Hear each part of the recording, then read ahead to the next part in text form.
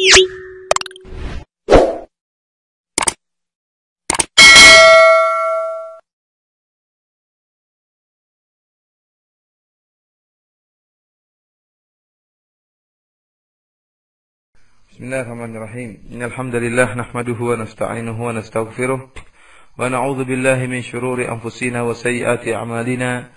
Man yahdihillahu fala mudilla lahu wa man yudlil fala hadiya lahu. Asyhadu an la ilaha illallah wahdahu la syarika lahu wa asyhadu anna Muhammadan 'abduhu wa rasuluhu la nabiyya ba'dahu. Ya ayyuhalladzina amanu taqullaha haqqa tuqatih wa la tamutunna illa wa antum muslimun. Fa in ahsanal kalami kalamullah wa khairal hadi hadi Muhammadin sallallahu alaihi wasallam. وشر الأمور محدثاتها فإن كل محدثة بدعة وكل بدعة ضلالة وكل ضلالة في النار. Para pendengar yang dirahmati oleh Allah Subhanahu wa taala, para ikhwah, para akhwat fillah, azanillahu wa iyyakum. Alhamdulillah, pada pertemuan kita kali ini kita telah sampai pada pertemuan yang kelima dan kita masuk pada pembahasan hadis yang keempat sebagaimana termaktub dalam kitab Umdatul Ahkam. عن أبي هريرة رضي الله تعالى عنه أن رسول الله صلى الله عليه وسلم قال. Dari sahabi Abu Hurairah radhiyallahu taala anhu bahwasanya Rasulullah sallallahu alaihi wasallam bersabda, "Idza tawadda'a ahadukum falyaj'al fi anfihi ma'an." Jika salah seorang dari kalian berwudu, maka hendaknya dia menjadikan atau memasukkan air ke dalam hidungnya. Tsumma liyastansir, kemudian dia menghembuskan air tersebut. Wa man istajmara falyutir, dan barang siapa yang beristijmar, yaitu membersihkan kemaluan atau membersihkan tubuhnya setelah buang air dengan menggunakan batu, falyutir, maka jadikanlah bilangan batu tersebut bilangan yang ganjil, bukan yang genap. Wa idza staiqadha ahadukum min naumihi falyaghsil yadayhi qabla an yudkhilahuma fil ina'i thalathan. Fa inna ahadakum la yadri ayna batat yaduhu.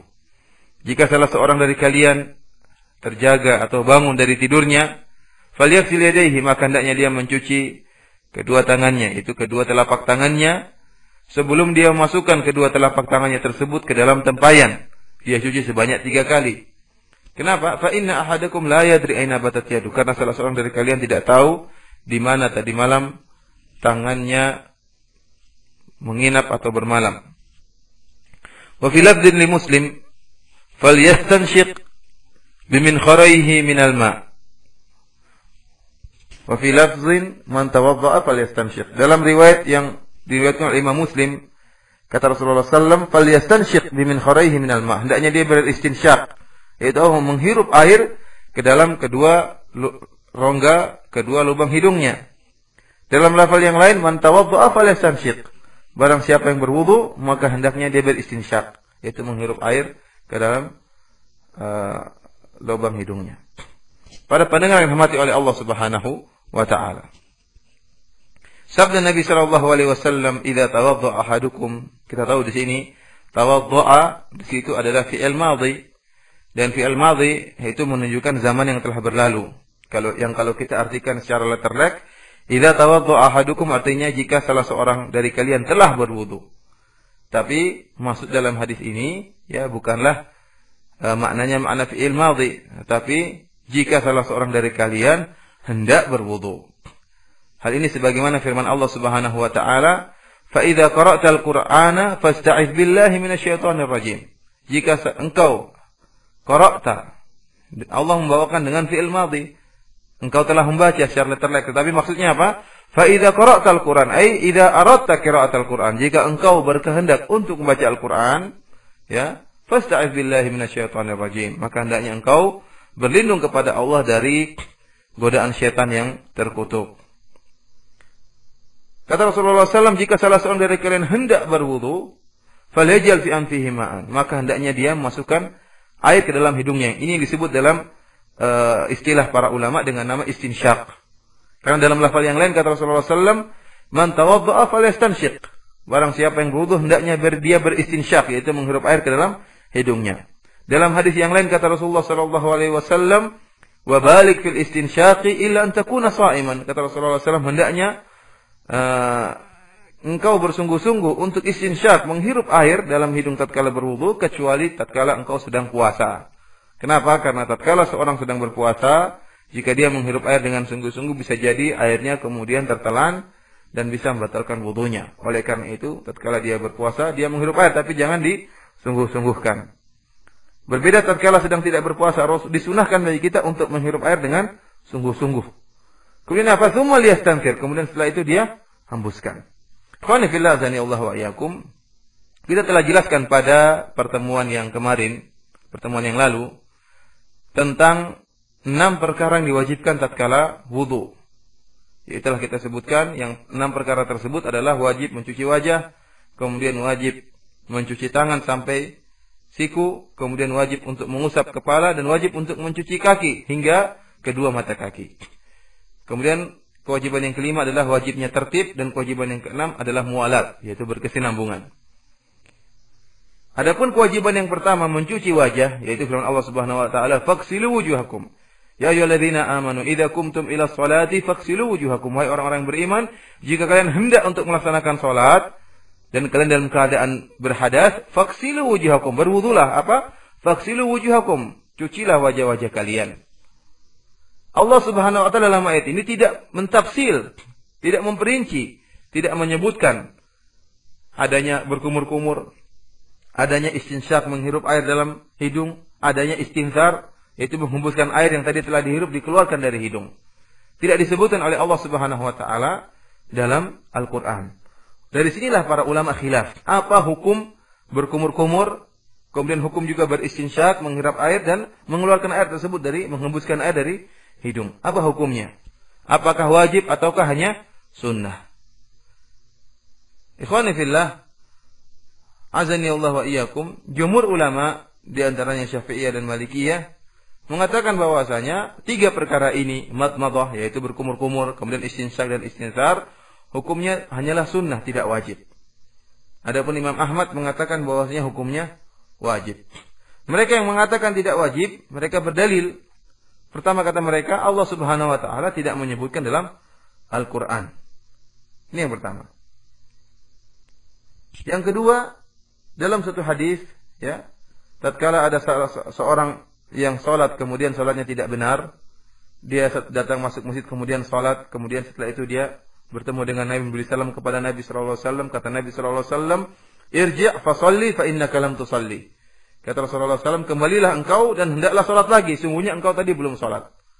Sampai berapa kali dia demikian, setelah dia mengatakan, "Saya tidak mampu untuk salat yang lebih bagus daripada ini," maka Rasulullah sallallahu alaihi wasallam pun mengajar kepada dia bagaimana cara salat yang benar. Di awal perkataan Rasulullah, kata Rasulullah, di awal pengajaran Nabi, kata Nabi sallallahu alaihi wasallam, "Idza qumta ila sholati fatawadda kama amarakallah." Kata Rasulullah sallallahu, jika engkau hendak salat, fatawadda, perhatikan ini, kama amarakallah, hendaknya engkau berwudu sebagaimana Allah telah memerintahkan engkau. Hadis ini diriwayatkan oleh Imam At-Tirmidzi dan dihasankan oleh Imam Tirmidzi dan disahihkan oleh Al-Hakim, dan demikian juga Syekh Albani rahimahumullah. Dalilnya pada jumhur, kata mereka, lihat, Rasulullah sallallahu alaihi wasallam fi maqami ta'lim, dia sedang menerangkan kepada orang yang tadi salatnya tidak sah, maka Rasulullah sallallahu alaihi wasallam menerangkan hal yang minimal yang wajib dilakukan oleh orang tersebut agar salatnya sah. Apa kata Nabi sallallahu alaihi wasallam? "Idza qumta ila sholati fatawadda kama amarakallah." Jika engkau hendak salat, maka berwudulah sebagaimana Allah perintahkan engkau. Dan kita tahu bahwasanya yang diperintahkan oleh Allah Subhanahu wa taala dalam Al-Qur'an apa? Cuma faghsilu wujuhakum. Cucilah wajah kalian. Allah tidak menyebutkan madmadah, berkumur-kumur. Allah juga tidak menyebutkan istinsyak, menghirup air, dan Allah tidak juga menyebutkan al-istinthar. Ini dalil mereka yang pertama. Yang dalil mereka yang lain dalam hadis yang diriwayatkan oleh Al-Imam Ibnu Majah dalam sunannya dan disahihkan oleh Syekh Al-Albani rahimahullah, kata Nabi sallallahu alaihi wasallam, "La tatimmu salatun li ahadin hatta yusbighal wudu' kama amara Allah." Tidak sempurna salat seseorang sampai dia menyempurnakan wudunya sebagaimana Allah memerintahkannya. Kemudian kata Nabi sallallahu alaihi wasallam memerinci bagaimana perintah Allah. Kata Rasulullah sallallahu alaihi wasallam, "Yaghsilu wajhahu wa yadayhi ilal mirfaqain." Dia mencuci wajahnya dan kedua tangannya sampai kedua siku. Wa yamsahu bi ra'sihi, dan dia mengusap kepalanya. wa rijlaihi ilal ka'bain, dan dia mencuci kedua kakinya sampai kedua mata kaki. Persis sebagaimana disebutkan oleh Allah dalam Al-Qur'an. Rasulullah SAW memerinci, Rasulullah hanya mengatakan yaghsilu wajhahu, dia mencuci wajahnya. Dan Rasulullah SAW tidak menyebutkan madmadah, berkumur-kumur, tidak juga istinsyak, dan juga tidak istinsar. Ya. Inilah dalil yang disebut oleh jumhur yang mengatakan bahwasanya madmadah, berkumur-kumur, kemudian istinsyak dan istinsar, itu semuanya hukumnya sunnah. Ya. Al-Imam Ibn Hazm mengatakan bahwasanya istinsyak, madmadah, berkumur-kumur itu hukumnya sunnah. Kenapa? Karena tidak ada sabda Nabi sallallahu alaihi wasallam memerintahkan. Yang ada cuma istinsyak, perintah. Sebagian dalam hadis ini falyastansyiq, hendaknya dia beristinsyak, menghirup air. Ini perintah. Kemudian istinsar juga ada dalilnya. Adapun madmadah, kata beliau, tidak ada dalilnya secara lafal. Yang ada hanyalah fi'il Nabi sallallahu alaihi wasallam. Nabi sallallahu alaihi wasallam berkumur-kumur. Dan fi'il Nabi sallallahu alaihi wasallam tidaklah menunjukkan perintah. Paling banter hanya istihbab. Paling banter hanya hukumnya sunnah. Oleh karena itu yang wajib cuma istinsyak dari istinsar. Adapun berkumur-kumur hukumnya cuma sunnah. Adapun Al-Imam Ahmad rahimahullah, beliau mengatakan 3 perkara ini hukumnya wajib. Madmadah, berkumur-kumur, kemudian istinsyak, menghirup air, dan juga beristinsar, menghembuskan air, hukumnya wajib semua. Dalilnya rahimahullah, dalil Imam Ahmad, beliau mengatakan mudawamatun Nabi sallallahu alaihi wasallam. Dalil dari mazhab Imam Ahmad ini bahwasanya apa? Mudawamatun Nabi. Nabi sallallahu alaihi wasallam senantiasa kalau berwudu demikian. Selalu bermadmadah, selalu berkumur-kumur dan istinsyak dan istinsar. Dan demikian juga para sahabat Nabi sallallahu alaihi wasallam, di antaranya Utsman, Abdullah bin Zaid, yang menceritakan tentang wudu, menceritakan tentang sifat wudu Nabi sallallahu alaihi wasallam, semuanya menyebutkan adanya 3 perkara ini, berkumur-kumur, istinsyak dan istinsar. Hal ini isyarat bahwasanya hukumnya wajib. Kemudian yang kedua, fi'il Nabi sallallahu alaihi wasallam itulah praktek dari perintah Allah Subhanahu wa taala, faghsilu wujuhakum. Ya, cucilah wajah kalian. Rasulullah SAW, bagaimana beliau tatkala mempraktekkan mencuci wajah beliau tatkala wudu? Dengan 3 perkara ini, dengan berkumur-kumur dan kemudian beristinsar dan istinsyak. Ya. Dan ini semua merupakan anggota wajah, yaitu bagian dalam, bagian hidung, bagian dalamnya, demikian juga berkumur. Ini semua adalah bagian daripada wajah. Oleh karena itu, perbuatan Nabi SAW inilah praktek dari perintah Allah Subhanahu wa taala, faghsilu wujuhakum, cucilah wajah-wajah kalian. Kemudian yang ketiga, dalil yang ketiga bahwasanya telah datang perintah dalam hadis-hadis. Misalnya hadis yang sedang kita bahas ini. Kata Rasulullah sallallahu alaihi wasallam, "Idza tawadda'a ahadukum falyaj'al fi anfihi ma'an tsumma liyastanthir." Kata Rasulullah SAW, jika salah seorang dari kalian berwudu, maka jadikanlah air dalam lubang hidungnya. Tsumma liyastanthir, hendaknya kemudian dia beristinsar. Dan lam di situ adalah lamul amr. Dalam lafal yang lain, falyastansyiq, hendaknya diberi istinsyak. Oleh karena itu, tsumma liyastanthir, demikian juga semuanya lamul amr, maka asalnya dalam kaidah ushul fikih bahwasanya al-asal fil amr lil wujub, bahwasanya asal dalam perintah itu untuk kewajiban, sampai ada dalil yang memalingkan. Kita mengatakan bahwasanya tidak ada dalil yang memalingkan dari perintah Nabi sallallahu alaihi wasallam untuk beristinsyak dan beristinsar. Demikian juga dalam hadis yang lain tentang madmadah, dalam satu lafal diriwayatkan oleh Imam Abu Dawud dalam sunannya, kata Rasulullah sallallahu alaihi wasallam, idza tawadda'ta famadmid. Kata Rasulullah SAW, jika engkau berwudu maka hendaknya famadmid, hendaknya engkau berkumur-kumur. Hadis ini disahihkan oleh Al-Hafidz Ibnu Hajar rahimahullah. Oleh karena itu telah datang perintah dari Nabi SAW dalam hadis Nabi SAW tentang 3 perkara ini. Datang perintah untuk beristinsyak, datang perintah untuk beristinsar, dan datang perintah untuk tamatmut, yaitu untuk berkumur-kumur. Dan tidak ada dalil yang memalingkan perintah-perintah tersebut. Adapun dalil yang disebutkan oleh jumhur, yaitu Syafi'iyah dan Malikiyah tadi, tawadda' kama amarakallah, kita mengatakan bahwasanya itu pun umum. Sebagaimana Allah perintahkan, ya, faghsilu wujuhakum, Maka itu umum dan kita kembali kepada yang khusus, yang perincian dari Nabi Shallallahu Alaihi Wasallam. Wallahu a'lam bishawab. Saya lebih condong kepada pendapat yang mengatakan wajibnya 3 perkara ini. Oleh karena itu, ya, kita tahu bahwasanya sebagian ulama di antara Lajnah Daimah berfatwa jika seorang berwudu tanpa beristinsyak atau tidak berkumur-kumur, maka wudunya tidak sah. Wallahu a'lam bishawab. Masalah khilafiyah. Yang jelas lebih kita berhati-hati, hendaknya kita tatkala berwudu, kita beristinsyak, beristinsar dan juga bermadmadah, yaitu berkumur-kumur, karena Nabi Shallallahu Alaihi Wasallam selalu tatkala berwudu melakukan demikian. Kita lanjutkan ikhwani fillah azanillahu wa iyyakum. Kemudian dalam hadis ini, hadisul bab, hadis yang sedang kita bahas ini, kata Rasulullah SAW, wa man istajmara falyutir. Dan barang siapa yang istijmar, kita tadi telah jelaskan bahwasanya istijmar artinya adalah membersihkan kemaluan atau dubur, ya, tatkala setelah buang air dengan menggunakan batu.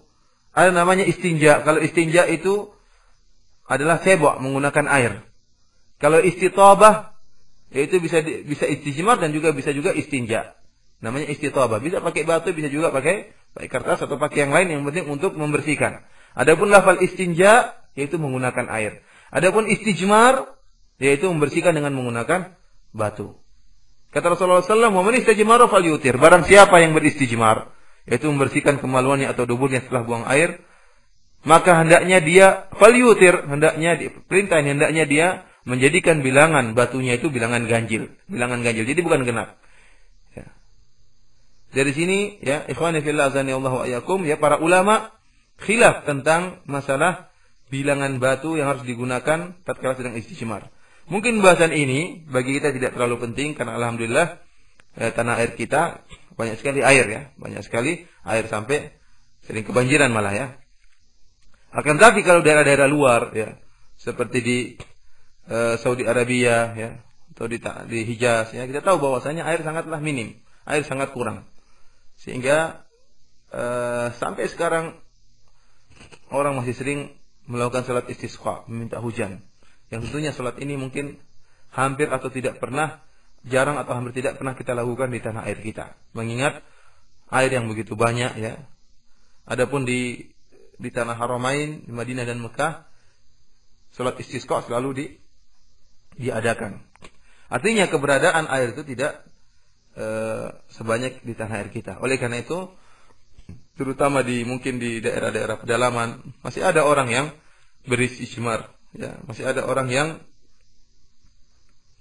membersihkan kemaluannya dan duburnya dengan menggunakan batu. Apalagi zaman dahulu, zaman Nabi Shallallahu Alaihi Wasallam, ya, yaitu para sahabat, bahkan Nabi Shallallahu Alaihi Wasallam juga beristijmar, yang membersihkan kemaluan dan dubur dengan menggunakan batu. Oleh karena itu pembahasan penting, maksud ini penting bagi mereka, bagi kita mungkin seperti saya katakan kurang penting. Namun bagi mereka, ya, orang-orang yang tinggal di daerah panas, ya, daerah yang jarang air seperti di sini, di Madinah dan di kota Mekah, terutama di bagian pedalaman, tentunya pembahasan ini sangat penting.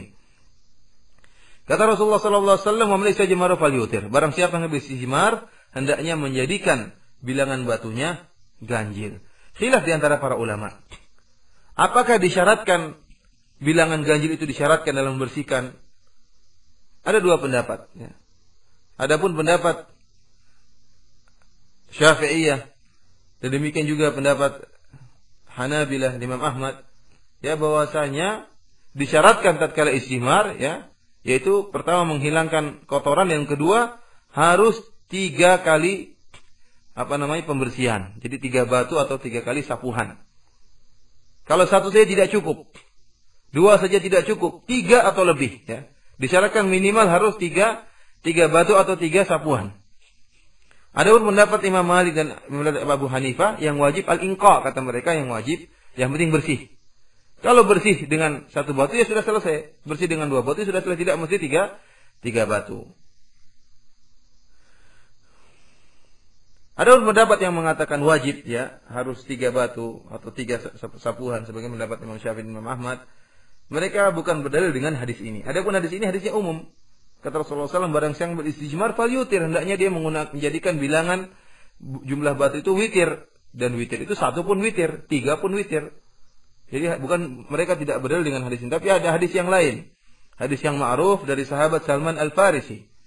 Yang diriwayatkan oleh Imam Muslim, kata Salman Al-Farisi, nahana an nastanji bil yamin. Bahwasanya Rasulullah sallallahu alaihi wasallam melarang kami untuk beristinja dengan menggunakan tangan kanan.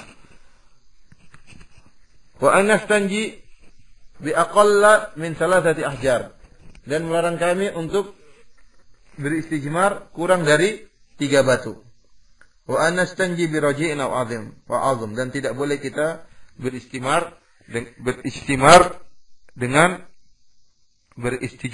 menggunakan kotoran atau tulang. Jadi, ikhwani fillah azani Allah wa iyyakum. Hadis Salman Al-Farisi ini menjelaskan Rasulullah melarang untuk istijmar aqalla min thalathati ahjar. Melarang kurang daripada 3 batu. Hadisnya sharih. Rasulullah melarang kurang dari 3 batu. Ini dalil bahwasanya kalau kurang dari 3 batu tidak sah. Oleh karena itu kalau maksud daripada istijmar hanya sekedar bersih, al-inqa saja, maka buat apa penyebutan 3 batu ini? Tidak ada faedahnya. Tatkala Rasulullah SAW melarang kurang daripada 3, berarti hukumnya harus 3 atau lebih. Tidak cukup hanya bersih. Bersih dan harus 3 kali apa namanya? 3 kali batu, 3 usapan. Dan perkara ini mirip dengan masalah iddah. Kita tahu bahwasanya iddahnya orang yang diceraikan itu salah satu quru, ya. 3 kali suci. Apa hikmahnya iddah itu? Untuk membersihkan rahim, bahwasanya rahimnya sudah bersih dari mani suaminya yang lama. Sebenarnya sekali suci saja sudah bersih. Tidak perlu 3 kali suci. Namun Allah Subhanahu wa taala mewajibkan iddah seorang wanita yang diceraikan itu 3 kali suci. Padahal kalau yang dimaksud adalah hanya untuk bara'atul dhimma atau bara'atul rahim, ya, hanya untuk menjamin bahwasanya rahimnya telah bersih daripada mani suami yang sebelumnya, cukup hanya 1 kali suci sudah cukup, bahwasanya sudah bersih dan bisa dinikah dengan lelaki yang lain. Akan tapi Allah Subhanahu wa taala menyaratkan 3 kali quru, 3 kali suci. Demikian juga masalah ini, meskipun mungkin sekali sapuan sudah bersih, namun Rasulullah sallallahu alaihi wasallam menyarankan harus 3 kali sapuan atau 3 batu. Adapun pendapat Imam Malik dan Abu Hanifah yang mengatakan disyaratkan cuma hanya bersih, yang paling bersih, meskipun kalau sekali sapuan sudah bersih maka sudah cukup. Mereka berdalil dengan sebuah hadis, kata Nabi sallallahu alaihi wasallam, "Wa man istajmara falyutir, man fa'ala faqad ahsana wa man la fala." Kata Rasulullah SAW, barang siapa yang beristijmar maka hendaknya dia menjadikan bilangan batunya witir, ganjil. Kemudian kata Nabi SAW, man fa'ala faqad ahsana, barang siapa yang dia melakukannya maka telah berbuat baik. Wa man la fala, barang siapa yang tidak melakukannya maka tidak mengapa, ya. Jadi tidak ada paksaan. Hadis ini diriwayatkan oleh Imam Abu Daud, namun hadis ini dhaif, didhaifkan oleh Hafiz Ibnu Hajar, demikian juga Al-Baihaqi dan demikian juga Syekh Nasiruddin Al-Albani rahimahumullah. Oleh karena itu yang rajih bahwasanya tatkala beristijmar maka harus 3 kali. Demikian juga misalnya kita tidak dapat batu maka kita menggunakan tisu, maka disyaratkan 3 kali. 3 kali kita mengusap dubur kita tatkala kita setelah buang air, atau 3 kali kita mengusap kemaluan kita setelah kita buang air kecil. Tidak cukup sekali, ya. Dikiaskan kepada istijmar, dikiaskan dengan kepada batu. Kemudian ikhwani fillah azani Allah wa iyyakum, ini permasalahan yang 2 telah kita bahas. Kita masuk pada permasalahan yang ketiga. Hadis Nabi sallallahu alaihi wasallam selanjutnya, hadis yang sedang kita bahas ini, kata Nabi sallallahu alaihi wasallam, "Wa idza staiqadha ahadukum min naumihi falyaghsil yadayhi qabla an yudkhilahuma fil ina'i thalathan. Fa inna ahadakum la yadri aina batat yaduh." Kata Rasulullah sallallahu alaihi wasallam, "Wa idza staiqadha ahadukum," jika salah seorang dari kalian bangun dari tidurnya, min naumihi, maka hendaknya dia mencuci kedua tangannya. Yadaihi maksudnya apa? Kedua lengannya, yaitu kafaini. Ya, jadi kalau dikatakan tangan dalam bahasa Arab yad itu maksudnya kaf. Was-sariqu was-sariqatu faqta'u aydiyahuma.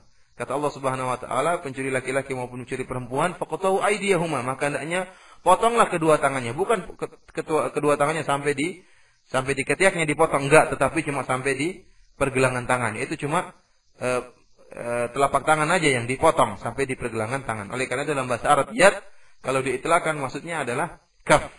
Al-kaf, yaitu dari ujung kaki sampai pergelangan tangan.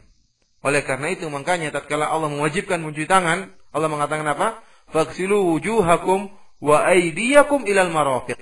Cucilah tangan-tangan kalian sampai ke siku. Kalau Allah hanya mengatakan aydiyakum saja maka dipahami, tangan saja maka dipahami cuma telapak tangan. Akan tetapi tatkala Allah melanjutkan ilal marafiq sampai kepada siku-siku, menunjukkan bahwasanya yang dicuci tatkala berwudu itu adalah ujung jari dari kuku sampai ke siku.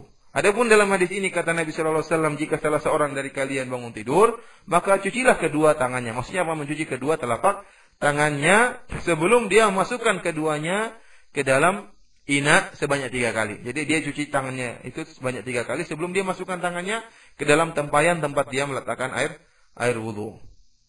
Apa kata Nabi sallallahu alaihi wasallam? Sebabnya apa? Fa inna ahadakum la yadri aina batat yadu.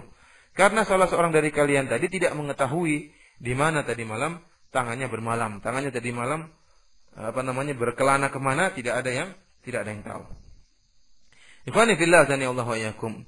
Para ulama khilaf tentang masalah wajibnya mencuci kedua tangan, kedua telapak tangan bagi orang yang dari bangun tidur. Ada 3 pendapat. Pendapat pertama mengatakan wajib secara mutlak. Barang siapa yang bangun tidur, baik bangun tidur malam maupun bangun tidur siang, maka wajib bagi dia untuk mencuci kedua tangannya kalau dia ingin masukkan tangannya ke dalam tempayan.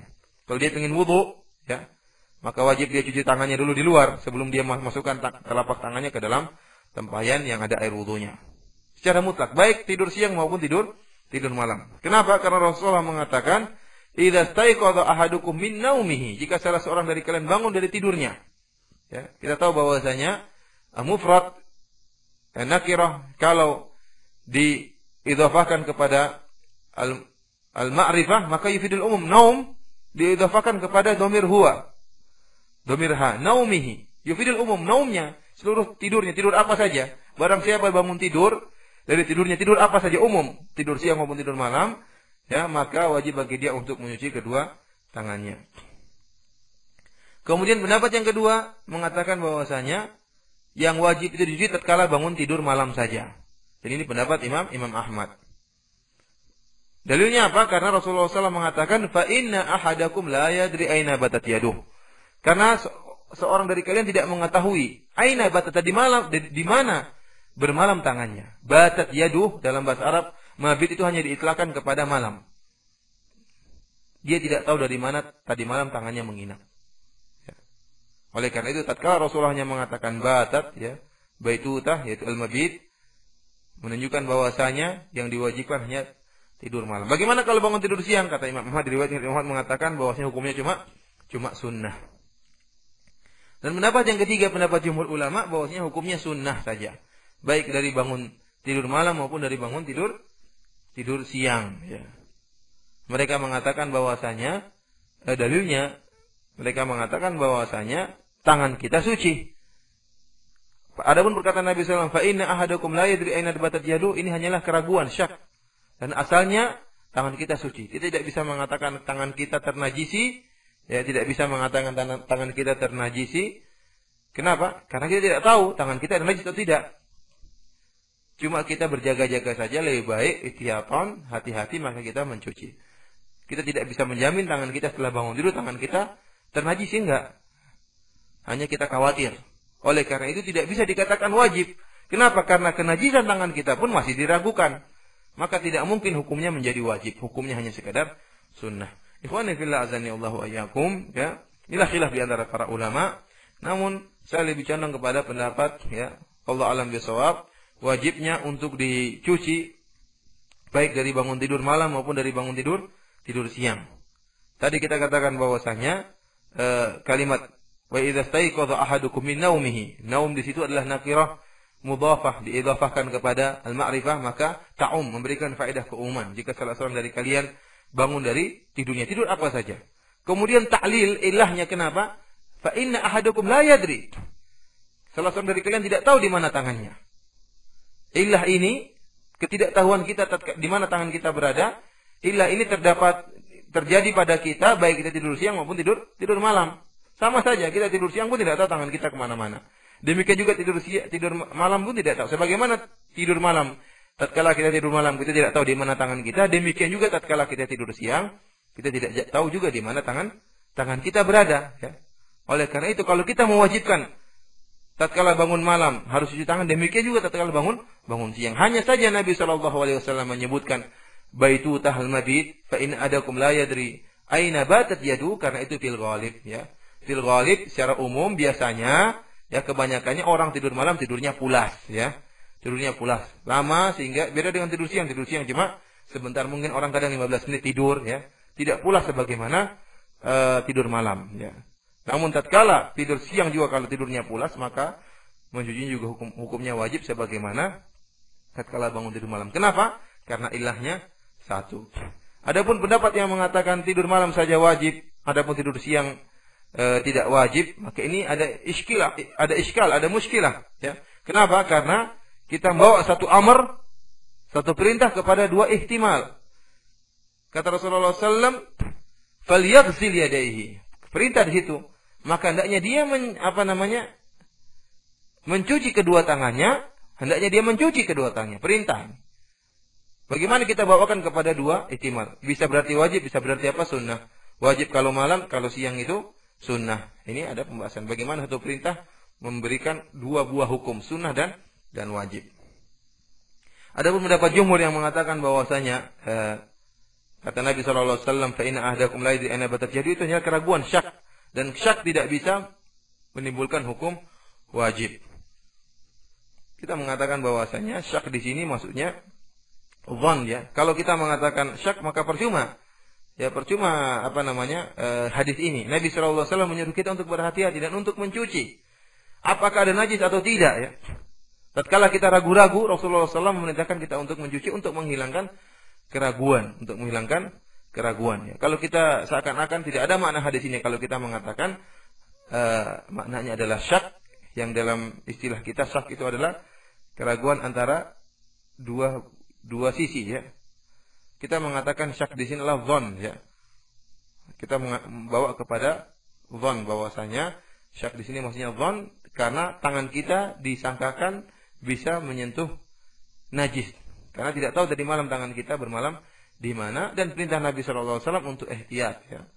Meskipun taruhlah tidak ada najisnya, maka wajib bagi kita untuk mencuci. Wallahu a'lam bishawab, namanya masalah khilafiyah, hati-hati bagi kita adalah kita mencuci tangan kita kalau kita bangun dari tidur kita. Ikhwani fillah azani Allah wa iyyakum, ya. Mungkin saja yang ini yang bisa saya sampaikan pada pembahasan hadis yang keempat ini, ya. Semoga ada faedahnya. Yang benar adalah Allah Subhanahu wa taala, yang saya pribadi sendiri, semoga Allah Subhanahu wa taala maafkan kita semua. Wabillahi taufiq wal hidayah. Assalamualaikum warahmatullahi wabarakatuh.